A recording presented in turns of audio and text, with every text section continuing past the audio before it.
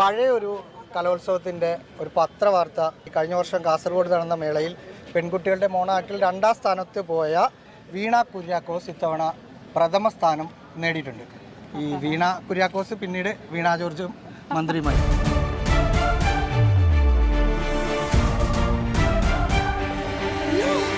Possibility of another psychic disorder.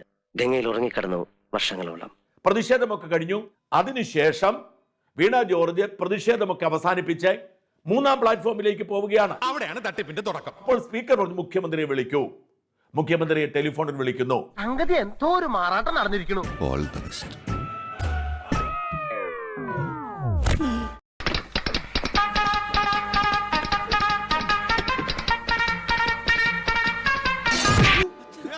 ശിബിത്തണ്ടി ഒരുപാട് കോപ്പിലെ പണി കാണിക്കുന്നു.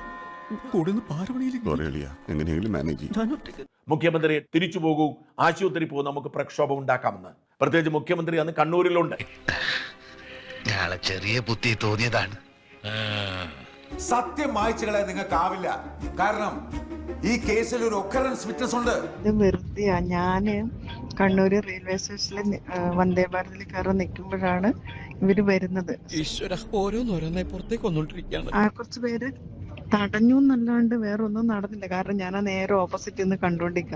അപ്പോൾ അങ്ങനെ ഒരു സംഭവം ഉണ്ടായിരുന്നല്ലേ? നീ നാട്ടുകാരെ പൊട്ടം കളിപ്പിക്കലടാ നായിന്റെ പട്ടി മോനെ. പോലീസാണെങ്കിൽ ഒരു പറ്റം പോലീസുണ്ട്, ഒന്നും സംഭവിച്ചില്ല.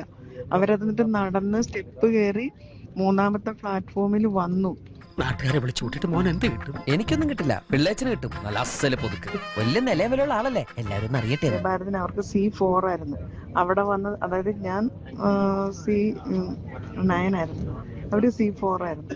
അവിടെ വന്ന് ഇരിക്കുന്നൊക്കെ കണ്ടതാ, ഒരു കുഴപ്പമില്ലാണ്. എന്തൊരു അഭിനയ ദൈവമേ. എന്തൊരു തൊലിക്കട്ടി. അത് തനിക്ക് ഇപ്പോഴാണോ മനസ്സിലായത്? ഇപ്പോഴേ മനസ്സിലായുള്ളൂ. ഇനി ഇത് ആവർത്തിക്കരുത്. ആരും കണ്ടിട്ടില്ല. ദയവേദി ഇക്കാര്യം പുറത്ത് ആരോടും പറയരുത്. എനിക്കത് ക്ഷീണ. കമോൺ. എന്നാ ഞങ്ങൾ അങ്ങ് ഇറങ്ങട്ടെ. ആയിക്കോട്ടെ, സന്തോഷായി. സബ്സ്ക്രൈബ് ചെയ്തേക്കണേ പൊന്നു മോനെ.